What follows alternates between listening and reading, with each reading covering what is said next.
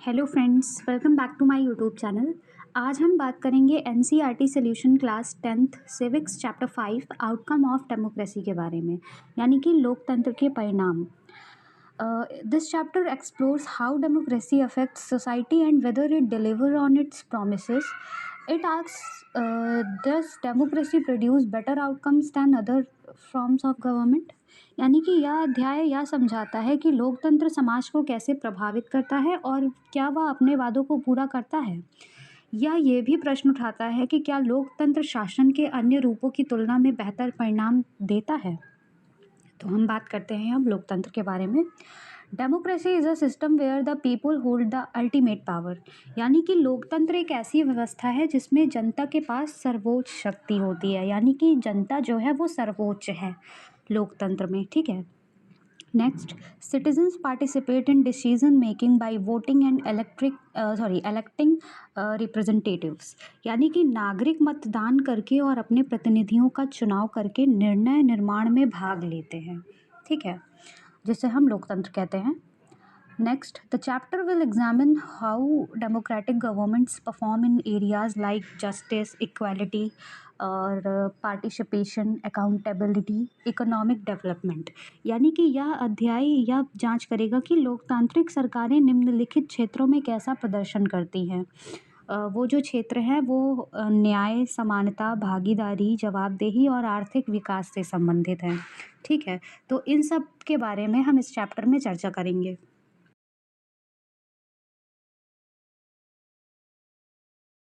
सबसे पहले हम बात करते हैं principle emphasised by democratic governance, यानी कि लोकतांत्रिक शासन द्वारा जोर दिए गए सिद्धांत। सबसे पहले हम बात करते हैं इंडिविजुअल फ्रीडम्स की, यानी कि व्यक्तिगत स्वतंत्रताएं क्या हैं। Citizens have the right to express themselves freely and make their own choices. यानी कि नागरिकों को अपने विचार स्वतंत्र रूप से व्यक्त करने और अपने स्वयं के निर्णय लेने का अधिकार है। यानी कि वो अपने विचार को व्यक्त कर सकते हैं और स्वयं निर्णय ले सकते हैं। ठीक है।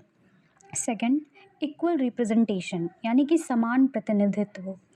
Every citizen gets a fair and equal voice in political decision making. यानी कि प्रत्येक नागरिक को राजनीतिक निर्णय निर्माण में निष्पक्ष और समान रूप से अपनी आवाज़ रखने का अधिकार है। ठीक है। Third, protection of human rights, यानी कि मानव अधिकारों का संरक्षण। The basic rights and freedoms of every individual are safeguarded. यानी कि प्रत्येक व्यक्ति के मूल अधिकारों और स्वतंत्रताओं की रक्षा की जाती है। ठीक है, जिसे हम ह्यूमन राइट्स कहते हैं। अब बात करते हैं how do we assess democracy's outcomes, यानी कि हम लोकतंत्र के परिणामों का जो आकलन है वो कैसे करते हैं। सबसे पहले हम बात करते हैं कॉमन फीचर्स ऑफ डेमोक्रेसीज की, यानी कि लोकतंत्र की विशेषताएं क्या क्या हैं।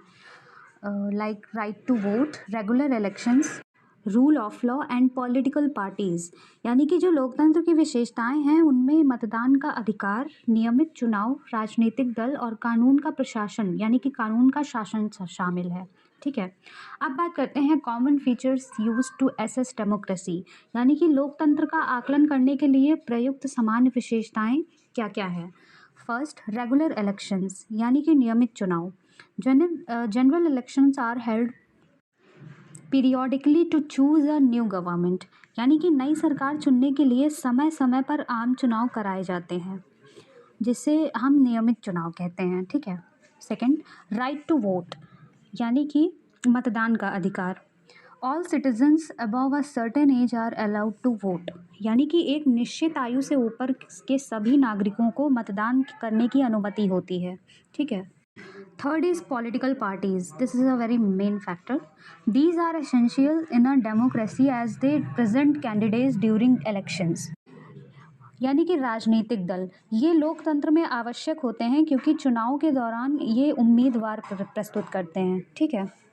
Fourth is rule of law, यानी कि कानून का शासन। द लॉ इज सुप्रीम और and all citizens are equal before it. यानी कि कानून जो है वो सर्वोच्च होता है और उसके सामने सभी नागरिक समान होते हैं। ठीक है। अब हम बात करते हैं आउटकम्स ऑफ डेमोक्रेसी की, यानी कि लोकतंत्र के जो परिणाम हैं वो क्या हैं। Democracy is considered a better form of government compare to dictatorship और अदर अल्टरनेटिव्स। यानी कि लोकतंत्र को तानाशाही या अन्य विकल्पों की तुलना में शासन का एक बेहतर रूप माना जाता है। ठीक है। Three main dimensions of democratic outcomes, यानी कि लोकतांत्रिक परिणामों के तीन मुख्य आयाम होते हैं।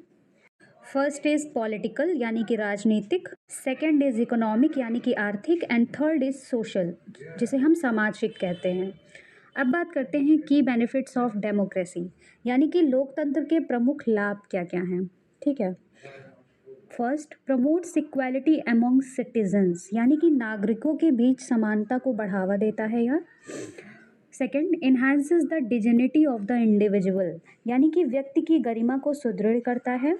Third, improves the quality of decision making, यानी कि निर्णय निर्माण की गुणवत्ता में सुधार करता है। Next, provides a method to resolve conflicts, यानी कि विवादों को सुलझाने की एक विधि प्रदान करता है लोकतंत्र। ठीक है। Next, allows space to correct mistakes, यानी कि ये गलतियों को सुधारने का एक अवसर हमें प्रदान करता है। ठीक है।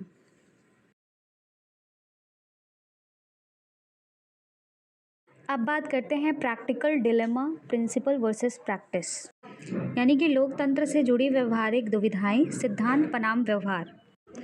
Democracy is respected in principle but often criticise in practice. Democracy यानी कि लोकतंत्र को सिद्धांत रूप में सम्मान दिया जाता है, लेकिन व्यवहार में इसकी अक्सर आलोचना की जाती है। Many people support democratic values but feel disappointed with how they are implemented, यानी कि कई लोग लोकतांत्रिक मूल्यों का समर्थन तो करते हैं, लेकिन उनके लागू होने के तरीके से वो निराश महसूस करते हैं। अब बात करते हैं डेमोक्रेटिक वेरिएशंस की, यानी कि लोकतांत्रिक विविधताएं क्या हैं। फर्स्ट, ग्लोबल प्रैक्टिस, यानी कि वैश्विक प्रथाएं। More than 100 countries follow different forms of democracy shaped by their social, economic and cultural context, यानी कि दुनिया के विभिन्न देश लोकतंत्र के अलग अलग रूप अपनाते हैं जो उनकी सामाजिक, आर्थिक और सांस्कृतिक परिस्थितियों से प्रभावित होते हैं। Second is expectation versus reality, यानी कि अपेक्षा बनाम वास्तविकता। The achievements of democracy vary widely. What people expect from democracy may not always match what actually happens. यानी कि लोकतंत्र की उपलब्धियां बहुत अलग होती हैं। लोग लोकतंत्र से जो अपेक्षा करते हैं वह वास्तव में जो होता है उससे मेल नहीं खाता। ठीक है, ये भी एक पॉसिबिलिटी होती है इसमें। अब बात करते हैं अंडरस्टैंडिंग डेमोक्रेसी, यानी कि लोकतंत्र को समझना। This is a not a magic solution, ये कोई जादुई समाधान नहीं है। Democracy provides a framework for governance but it doesn't solve all problems instantly, यानी कि लोकतंत्र शासन के लिए एक ढांचा प्रदान करता है, लेकिन यह सभी समस्याओं का तुरंत समाधान नहीं करता। ठीक है। Citizens must actively participate and use democratic processes to achieve the outcomes they desire, यानी कि नागरिकों को इच्छित परिणाम पर प्राप्त करने के लिए सक्रिय रूप से भाग लेना और लोकतांत्रिक प्रक्रियाओं का उपयोग करना आवश्यक होता है। ठीक है।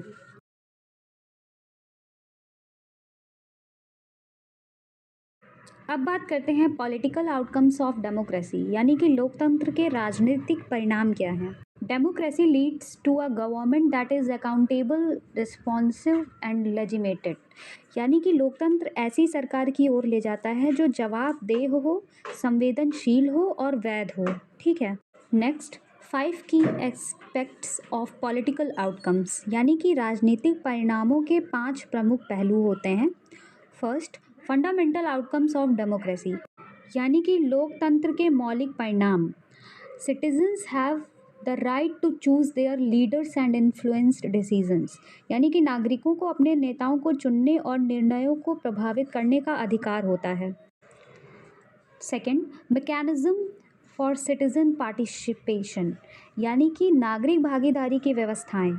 Systems that allow people to engage in governance like voting, protests, public debates, यानी कि ऐसे तंत्र जो लोगों को शासन में भाग लेने की अनुमति देते हैं। एग्जाम्पल, मतदान, विरोध प्रदर्शन, सार्वजनिक बहस आदि। ठीक है। Third is decision making process in democracy, यानी कि लोकतंत्र में निर्णय निर्माण की प्रक्रिया।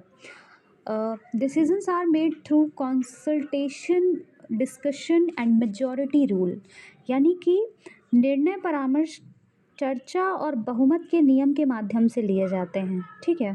Fourth is legitimacy of democratic government, यानी कि लोकतांत्रिक सरकार की वैधता।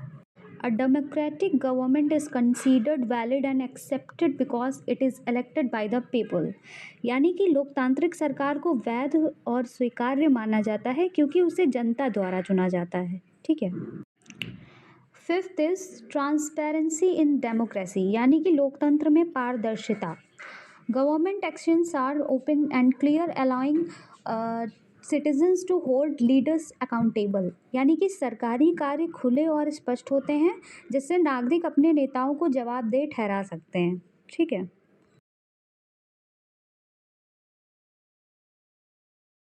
अब बात करते हैं फंडामेंटल आउटकम्स ऑफ डेमोक्रेसी, यानी कि लोकतंत्र के मौलिक परिणाम क्या क्या हैं। First, right to choose and control, यानी कि नेताओं को चुनने और नियंत्रण का अधिकार। ठीक है। Citizens should have the freedom to elect their leaders and the power to influence decision made by those leaders, यानी कि नागरिकों को अपने नेताओं को चुनने की स्वतंत्रता होनी चाहिए और जनता द्वारा लिए गए निर्णयों को प्रभावित करने की शक्ति भी होनी चाहिए। ठीक है। Next, principle of democratic governance, यानी कि लोकतांत्रिक शासन के सिद्धांत। फर्स्ट इज पार्टिसिपेशन, यानी कि भागीदारी। Citizens should be able to take part in decision that affect their lives, यानी कि नागरिकों को उन निर्णयों में भाग लेने के लिए सक्षम होना चाहिए जो उनके जीवन को प्रभावित करते हैं। नेक्स्ट इज अकाउंटेबिलिटी, यानी कि जवाबदेही। Governments must be answerable to the people, यानी कि सरकारों को जनता के प्रति उत्तरदायी होना चाहिए। नेक्स्ट इज रिस्पॉन्सिवनेस, यानी कि संवेदनशीलता या फिर उत्तरदायित्व। Government should be fulfil the needs and expectation of citizens, यानी कि सरकारों को नागरिकों की आवश्यकताओं और अपेक्षाओं को पूरा करना चाहिए। ठीक है। Next is mechanisms of for accountability, यानी कि जवाबदेही सुनिश्चित करने की व्यवस्थाएं। Democratic system create ways for citizens to hold the government responsible and participate in decision making when needed, यानी कि लोकतांत्रिक व्यवस्थाएं नागरिकों को सरकार को जिम्मेदार ठहराने और आवश्यकता पड़ने पर निर्णय निर्माण में भाग लेने के तरीके प्रदान करती हैं। ठीक है।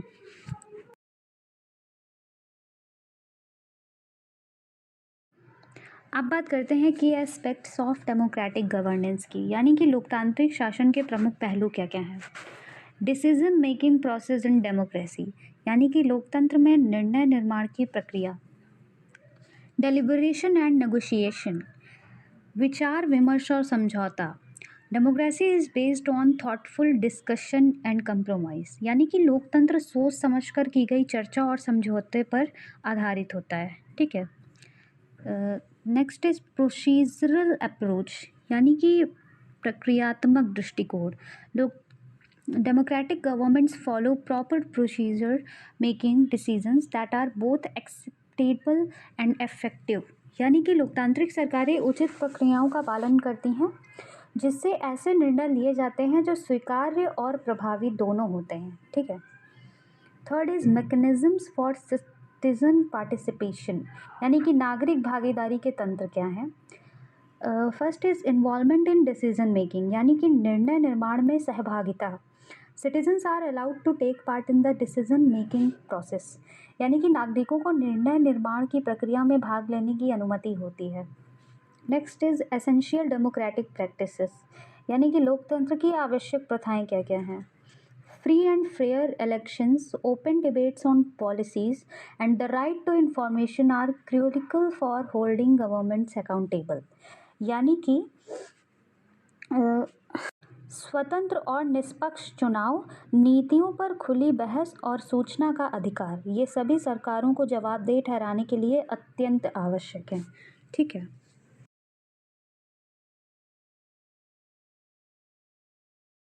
अब बात करते हैं ट्रांसपेरेंसी इन डेमोक्रेसी, यानी कि लोकतंत्र में पारदर्शिता।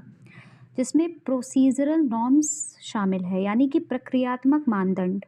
लोग democracy ensures that decision follow proper procedures and the citizens have the right to understand and examine these processes। यानी कि लोकतांत्रिक व्यवस्थाएं यह सुनिश्चित करती हैं कि निर्णय उचित प्रक्रियाओं का पालन करते हुए लिए जाएं और नागरिकों को इन प्रक्रियाओं को समझने व जांचने का अधिकार हो। ठीक है। इसमें lack of transparency in non democracies भी शामिल है, जिसे अलोकतांत्रिक व्यवस्थाओं में पारदर्शिता का अभाव कहते हैं। Non democratic governments often do not operate transparently, यानी कि लोकतांत्रिक सरकारें अक्सर पारदर्शी ढंग से कार्य नहीं करती। ठीक है। Next, legitimacy of democratic government, यानी कि लोकतांत्रिक सरकार की वैधता, जिसमें people's government and global support शामिल है। सबसे पहले हम बात करते हैं पीपल्स गवर्नमेंट की, यानी कि जनता की सरकार। Even the flaws democratic governments are considered legitimate because they are elected by the people, यानी कि कमियों के बावजूद लोकतांत्रिक सरकारों को वैध माना जाता है क्योंकि उन्हें जनता द्वारा चुना जाता है। ठीक है। नेक्स्ट इज ग्लोबल सपोर्ट, यानी कि वैश्विक समर्थन। Democracy is widely supported around the world, showing it's acceptance and credibility among citizens, यानी कि लोकतंत्र को दुनिया भर में व्यापक समर्थन प्राप्त है, जो नागरिकों के बीच इसकी स्वीकार्यता और विश्वसनीयता को दर्शाता है। ठीक है। अब बात करते हैं एसेंस ऑफ डेमोक्रेसी की, यानी कि लोकतंत्र का सार क्या है। Democracy is not just a form of government, it is a system designed to ensure accountability, promote responsiveness, guarantee transparency, encourage active citizen participation in decision making। यानी कि लोकतंत्र केवल शासन का एक रूप नहीं है, बल्कि एक ऐसी व्यवस्था है जिसे निम्न उद्देश्यों के लिए बनाया गया है, जिसमें जवाबदेही सुनिश्चित करना, उत्तरदायित्व या फिर संवेदनशीलता को बढ़ावा देना, पारदर्शिता की गारंटी देना, ये शामिल हैं। ये सारी चीज़ें इसमें शामिल हैं। ठीक है। These features make democracy a legitimate and widely supported model of governance। Okay।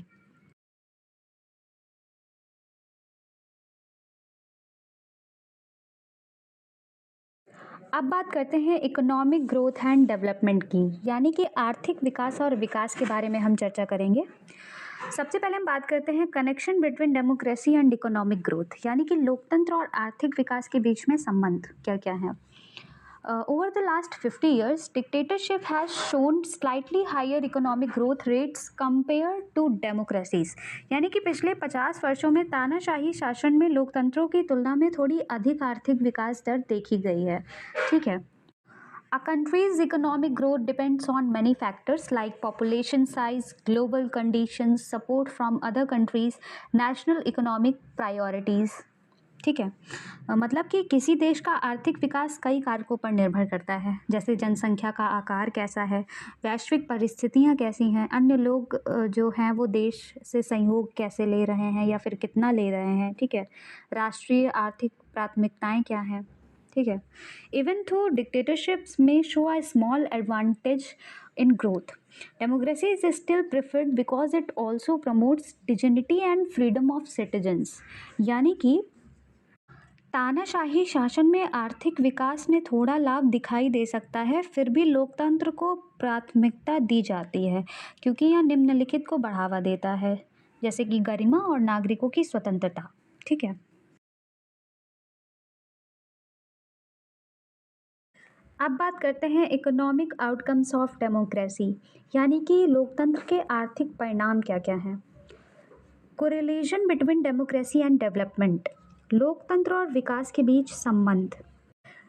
Democracies are expected to promote development, but this depends on factor like population size, global condition, support from other countries। यानी कि लोकतंत्रों से विकास को बढ़ावा देने की अपेक्षा की जाती है, लेकिन यह निम्नलिखित कारकों पर निर्भर करता है, जैसे कि जनसंख्या का आकार, वैश्विक परिस्थितियाँ और अन्य देशों से सहयोग। ठीक है, जो कि हमने पहले भी बात की है इसकी। In democracies, decision making involves discussion and debate, which makes the process slower but also fairer and more appropriate। यानी कि लोकतंत्रों में निर्णय निर्माण की प्रक्रिया में चर्चा और वाद विवाद शामिल होता है, जिससे प्रक्रिया भले ही धीमी हो जाती है लेकिन यह अधिक न्याय संगत और उपयुक्त होती है, यानी कि ये ज़्यादा प्रॉफिटेबल एंड अप्रोप्रिएट मानी जाती है। ठीक है। This careful and inclusive approach helps ensure justice and fairness in achieving development goals. यानी कि यह सावधानीपूर्ण और समावेशी दृष्टिकोण विकास लक्ष्यों को प्राप्त करने में न्याय और निष्पक्षता सुनिश्चित करने में मदद करता है। ठीक है।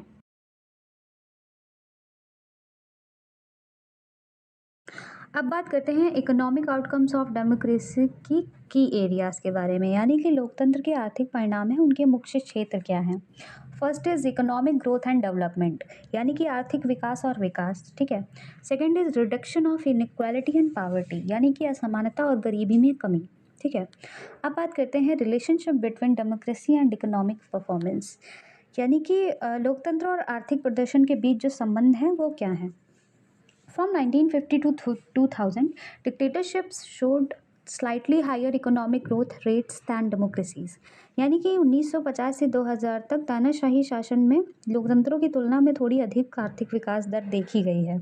ये हमने पहले भी बात की कर चुके हैं हम सब। A country's economic growth depends on several factors like population size, global condition, international cooperation and national economic priorities. यानी कि किसी देश का आर्थिक विकास कई कारकों पर निर्भर करता है, जैसे जनसंख्या का आकार, वैश्विक परिस्थितियाँ, अंतर्राष्ट्रीय सहयोग और राष्ट्रीय आर्थिक प्राथमिकताएं क्या क्या हैं। ठीक है। अब बात करते हैं the difference in economic development, यानी कि आर्थिक विकास में अंतर। The difference in economic development between less developed countries with dictatorships and democracies is minimal, यानी कि अल्प विकसित देशों में लोकतंत्र और तानाशाही के बीच आर्थिक विकास का अंतर जो है वो बहुत कम है, यानी कि न्यूनतम है। ठीक है। Next, democracy doesn't guarantee economic development, but it should not lag behind dictatorships either. यानी कि लोकतंत्र आर्थिक विकास की गारंटी नहीं देता, लेकिन इसे तानाशाही से पीछे भी नहीं रहना चाहिए। ठीक है। Next is supporting democracy is important because it also protects citizen dignity and freedom, यानी कि लोकतंत्र का समर्थन करना बहुत महत्वपूर्ण है क्योंकि यह निम्नलिखित की रक्षा करता है, लाइक नागरिकों की गरिमा और स्वतंत्रता की ये रक्षा करता है। ठीक है।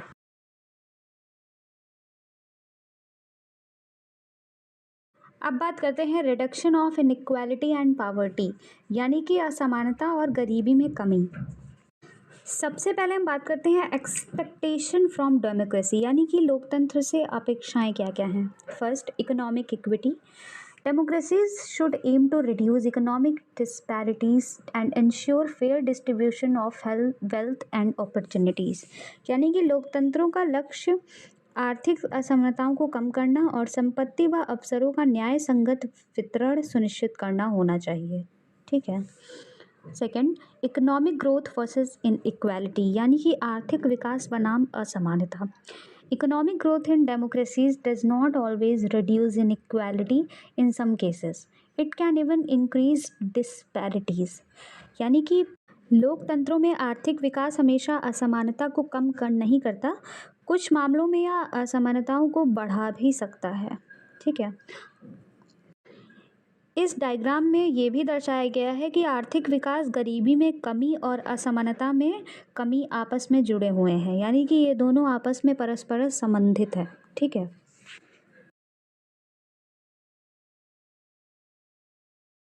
अब बात करते हैं करंट सोशियो इकोनॉमिक रियलिटी की, यानी कि वर्तमान में सामाजिक आर्थिक वास्तविकता क्या है। ठीक है। सबसे पहले हम बात करते हैं वेल्थ डिस्ट्रीब्यूशन की, यानी कि धन का वितरण किस प्रकार होता है समाज में। A small group of very rich individuals holds a large share of the country's total income, and their share is increasing. Meanwhile, people at the bottom of the economic ladder are struggling more. यानी कि बहुत अमीर लोगों का एक छोटा समूह देश की कुल आय का बड़ा हिस्सा अपने पास रखता है। जो लोग बहुत अमीर होते हैं उनका एक छोटा समूह देश की कुल आय का बड़ा हिस्सा अपने पास रखता है। ठीक है। और उनकी आय लगातार बढ़ रही है, लेकिन दूसरी ओर आर्थिक सीढ़ी के निचले पायदान पर रहने वाले लोग जो हैं वो अधिक संघर्ष कर रहे हैं। ठीक है। अब बात करते हैं बेसिक नीड्स की, यानी कि मूलभूत आवश्यकताएं क्या हैं। Those with low income find it difficult to afford food, housing, education, and healthcare. Their earnings are decreasing, making survival harder. यानी कि कम आय वाले लोगों के लिए भोजन, आवास, शिक्षा और स्वास्थ्य सेवाएं वहन करना कठिन होता जा रहा है। मतलब ये जो सारी चीज़ें हैं, बेसिक्स नीड्स जो हैं, वो अफोर्ड नहीं कर पा रहे हैं। उनके लिए ये टफ बनता जा रहा है। उनकी उनका सबसे बड़ा कारण ये है कि उनकी आय घट रही है, जिससे जीवन यापन और भी कठिन होता जा रहा है। ठीक है। अब बात करते हैं डेमोक्रेटिक इफेक्टिवनेस की, यानी कि लोकतांत्रिक प्रभावशीलता। डेमोक्रेसीज में सबसे पहले हम बात करेंगे political equality versus economic equality. Democracies promote political equality through voting rights, but they often struggle to reduce economic inequality. In practice, democracies do not always succeed in addressing these disparities. यानी कि राजनीतिक समानता बनाम आर्थिक समानता। इसमें होता क्या है कि लोकतंत्र मतदान अधिकारों के माध्यम से राजनीतिक समानता को तो बढ़ावा मिलता है, ठीक है, लेकिन अक्सर आर्थिक असमानता को कम करने में संघर्ष करना पड़ता है लोगों को। लोकतंत्र हमेशा इन असमानताओं को दूर करने में सफल नहीं हो पाता। ठीक है। नेक्स्ट हम बात करते हैं गवर्नमेंट रिस्पॉन्स की, यानी कि सरकारी प्रतिक्रिया इसमें क्या होती है।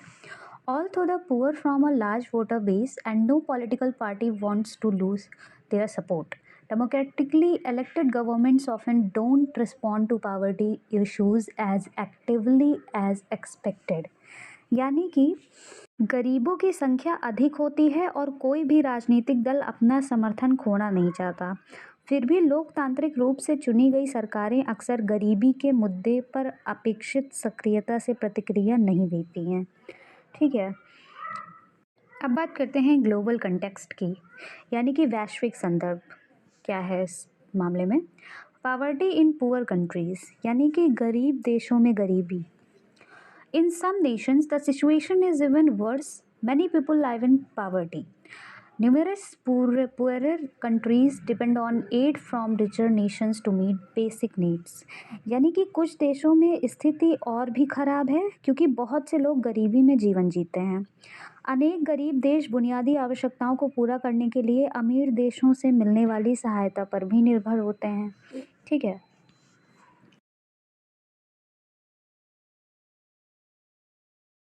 अब बात करते हैं एकोमोडेशन ऑफ सोशल डाइवर्सिटी, यानी कि सामाजिक विविधता का समायोजन। सबसे पहले हम बात करते हैं डेमोक्रेटिक अप्रोच की, यानी कि लोकतांत्रिक दृष्टिकोण क्या है इसको लेकर। Democracies handle social diversity by creating system to manage conflicts, promoting respect for differences and balancing majority rule with minority rights. यानी कि लोकतंत्र सामाजिक विविधता को इस प्रकार संभालता है जिसमें संघर्षों को सुलझाने के लिए सहमति बनाकर शामिल है, मतभेदों के प्रति सम्मान को बढ़ावा देकर शामिल है और बहुमत के शासन को अल्पसंख्यकों के अधिकारों के साथ संतुलित करके ये लोकतांत्रिक सामाजिक विविधता को बनाए रखता है। ठीक है। अब बात करते हैं की कंडीशन फॉर इफेक्टिव डेमोक्रेसी, यानी कि प्रभावी लोकतंत्र की कुछ प्रमुख शर्तें इस प्रकार हैं। सबसे पहले मेजॉरिटी माइनॉरिटी कोऑपरेशन, यानी कि बहुमत अल्पसंख्यक सहयोग। इसमें majority rule should be include working with minorities and listening to all voices. It must not become domination by any one religious, racial और लिंग्विस्टिक ग्रुप। यानी कि बहुमत शासन में अल्पसंख्यकों के साथ मिलकर काम करना और सभी वर्गों की बात सुनना शामिल होना चाहिए इसमें। ठीक है। यह किसी एक धार्मिक, नस्लीय या भाषाई समूह के वर्चस्व में नहीं बदलना चाहिए। ठीक है। मतलब इसमें कि धार्मिक और नस्लीय भाषाई समूह शामिल जो है, मतलब एक ही का वर्चस्व नहीं होना चाहिए, बल्कि इसमें सेक्युलरिज्म यानी कि धर्मनिरपेक्ष की भावना होनी चाहिए। ठीक है। नेक्स्ट, इंक्लूसिविटी यानी कि समावेशिता। Democracy should ensure that no single group dominates and that all citizens can influence decisions. यानी कि लोकतंत्र को यह सुनिश्चित करना चाहिए कि कोई एक समूह निर्णयों पर हावी ना हो और सभी नागरिक निर्णय प्रक्रिया को प्रभावित कर सकें, यानी कि सभी नागरिक निर्णय ले सकें। ठीक है। Examples of managing social diversity like Belgium and Sri Lanka. सबसे पहले हम बात करते हैं बेल्जियम की। Successfully handles ethnic diversity through federalism giving linguistic regions at autonomy. This helps reduce conflicts.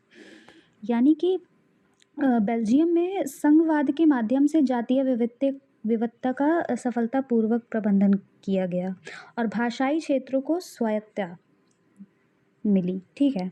इससे संघर्ष कम करने में मदद मिलती है। ठीक है। Next, Sri Lanka. Although it is a democracy, it has faced ethnic conflict because it did not address minority concerns properly. This shows that for democracy to manage diversity effectively, the majority must cooperate with the minority, and majority rule must not become domination by one community. यानी कि श्रीलंका में लोकतंत्र है, फिर भी इसे जातीय संघर्षों का सामना करना पड़ा। ठीक है, क्योंकि अल्पसंख्यकों की चिंताओं को सही ढंग से संबोधित नहीं किया गया था। ये यह दर्शाता है कि लोकतंत्र में विविधता का प्रभावी प्रबंधन करने के लिए हमें बहुमत को अल्पसंख्यकों के साथ सहयोग करना चाहिए और बहुमत शासन किसी एक समुदाय के वर्चस्व में नहीं बदलना चाहिए। ठीक है।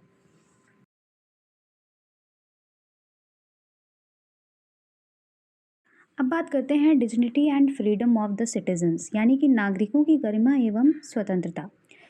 First, individual dignity and freedom, यानी कि व्यक्तिगत गरिमा और स्वतंत्रता। इसमें democracy is considered the best system for promoting the dignity and freedom of individuals. Conflicts often arise when people feel disrespected and democracy helps address these concerns.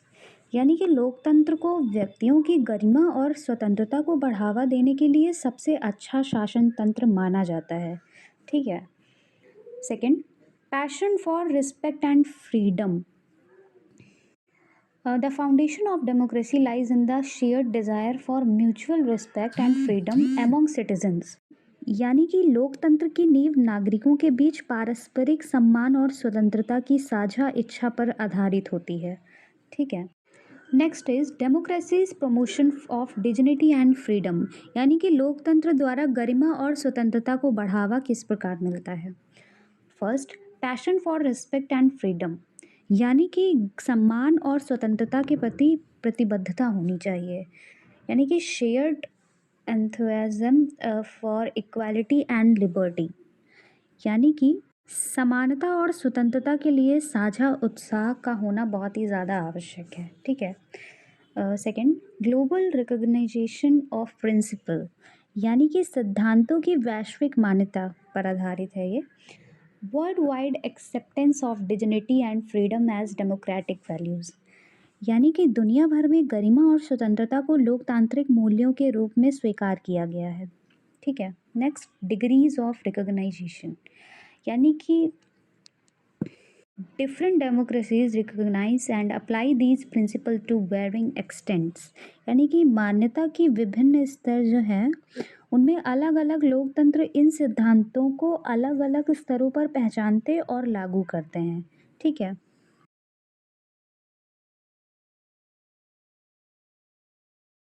अब बात करते हैं ग्लोबल रिकॉग्नाइजेशन ऑफ प्रिंसिपल। जैसा कि मैंने पहले भी बताया है कि सिद्धांतों की वैश्विक मान्यता में most democracies at least in principle acknowledge the importance of individual dignity and freedom शामिल है, यानी कि अधिकांश लोकतंत्र कम से कम सिद्धांत रूप में व्यक्तिगत और गरिमा और स्वतंत्रता के महत्व को स्वीकार करते हैं। ठीक है। नेक्स्ट, डिग्रीज ऑफ रिकॉग्नाइजेशन, इसके बारे में भी पहले मैंने बताया है कि different democracies have achieved varying levels of success in applying these principles, यानी कि मान्यता के जो विभिन्न स्तर हैं उसमें विभिन्न लोकतंत्रों ने इन सिद्धांतों को लागू करने में सफलता के अलग अलग स्तर प्राप्त किए हैं। ठीक है। Fifth, challenges is recognising equality, यानी कि समानता को मान्यता देने में जो चुनौतियां हैं वो इस प्रकार हैं। Societies that were historically built on inequality and domination often find it difficult to accept equal rights for all individuals. यानी कि वे समाज जो ऐतिहासिक रूप से असमानता और प्रभुत्व पर आधारित रहे हैं, अक्सर सभी व्यक्तियों के लिए समान अधिकारों को स्वीकार करना कठिन पाते हैं। ठीक है।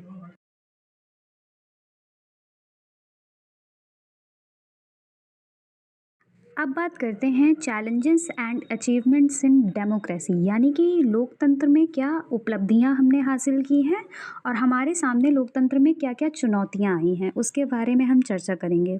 सबसे पहले डिग्निटी ऑफ वुमेन, यानी कि महिलाओं की गरिमा। We know most societies around the world have historically been male dominated. यानी कि हमें पता है कि दुनिया भर के अधिकांश समाज ऐतिहासिक रूप से पुरुष प्रधान रहे हैं। ठीक है। But thanks to long struggles by women, there is now greater awareness that respect and equal treatment of women are essential for a democratic society.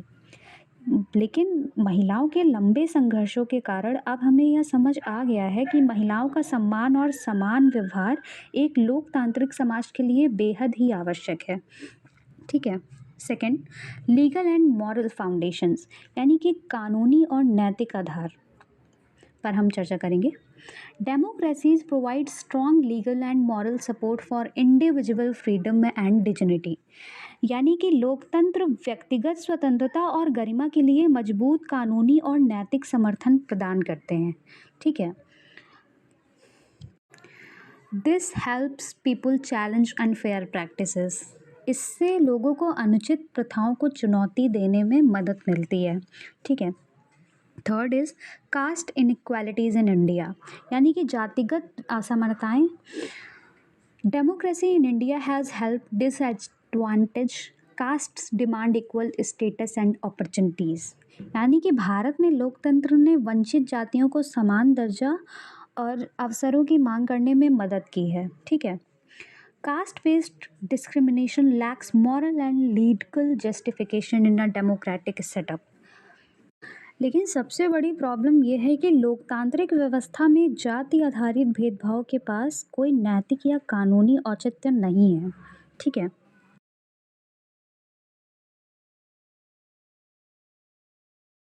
अब बात करते हैं कंटिन्यूअस इवैल्यूएशन ऑफ डेमोक्रेसी, यानी कि लोकतंत्र का निरंतर मूल्यांकन। First, unending examination of democracy, यानी कि लोकतंत्र का सतत परीक्षण। Democracy is unique because it's evaluation never stops. यानी कि लोकतंत्र विशिष्ट है क्योंकि इसका मूल्यांकन कभी रुकता नहीं। Next, as one challenge is solved new ones emerge. जैसे जैसे एक चुनौती हल होती है नई चुनौतियां सामने आ जाती हैं। ठीक है।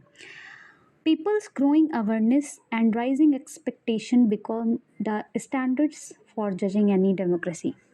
यानी कि लोगों की बढ़ती जागरूकता और बढ़ती अपेक्षाएं किसी भी लोकतंत्र को परखने का मानक बन जाती हैं। ठीक है, सूचक बन जाती हैं। Second, complaints as evidence of success, यानी कि सफलता के प्रमाण के रूप में शिकायतें। Public complaints show that democracy is working. जन शिकायतें यह दिखाती हैं कि लोकतंत्र कार्य कर रहा है। ठीक है। They prove that people are aware and can question those in power. यानी कि ये साबित करती हैं कि लोग जागरूक हैं और सत्ता में बैठे लोगों से प्रश्न कर सकते हैं। ठीक है। Third, change from subjects to citizens, यानी कि प्रजा से नागरिक बनने की प्रक्रिया। Public dissatisfaction is a sign of democracy's success. It shows that people have transformed from passive subjects to active citizens who engage with governance। यानी कि जन असंतोष लोकतंत्र की सफलता का संकेत है। यह दर्शाता है कि लोग निष्क्रिय प्रजा से सक्रिय नागरिक बन चुके हैं जो शासन में भागीदारी करते हैं। ठीक है। Fourth is belief in the impact of voting, यानी कि मतदान के प्रभाव में विश्वास। Most people believe that their vote matters and can influence government decision that affect their lives. यानी कि अधिकांश लोग मानते हैं कि उनका वोट मायने रखता है और उनके जीवन को प्रभावित करने वाला सरकारी निर्णय को प्रभावित कर सकता है। फिफ्थ, अवेयरनेस ऑफ राइट्स, यानी कि अधिकारों के प्रति जागरूकता।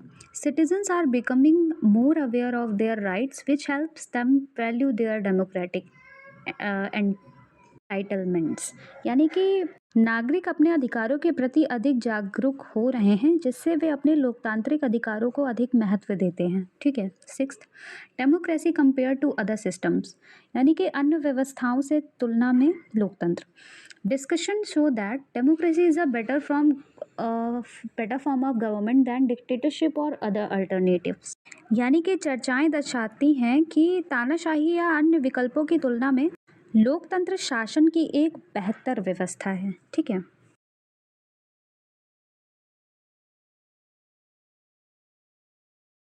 अब बात करते हैं एडवांटेजेस ऑफ डेमोक्रेसी, यानी कि लोकतंत्र के लाभ क्या हैं। First, promotes equality among individuals, यानी कि व्यक्तियों के बीच समानता को बढ़ावा देता है लोकतंत्र। ठीक है। सेकंड, अपलिफ्ट्स पर्सनल डिग्निटी, यानी कि व्यक्तिगत गरिमा को ऊंचा उठाता है। Third, improve the quality of decision making, ये निर्णय निर्माण की गुणवत्ता में सुधार करता है। ठीक है। Fourth, provides peaceful conflict resolution, यानी कि शांतिपूर्ण तरीके से संघर्षों का समाधान प्रदान करता है। ठीक है। अलाउज करेक्शन ऑफ मिस्टेक्स, यानी कि ये गलतियों के सुधार की अनुमति देता है। ठीक है। Final summary, democracy succeeds by focusing on dignity, freedom, and continuous evaluation by active citizens. It helps transform societies and solve diverse challenges. यानी कि लोकतंत्र गरिमा, स्वतंत्रता और सक्रिय नागरिकों द्वारा निरंतर मूल्यांकन पर ध्यान केंद्रित करके सफल होता है। यह समाज को बदलने और विविध चुनौतियों का समाधान करने में भी अपनी महत्वपूर्ण भूमिका निभाता है। ठीक है। आई होप आपको ये वीडियो समझ में आई होगी। अगर आपको ये वीडियो अच्छी लगती है तो please like the video, share with your friends and subscribe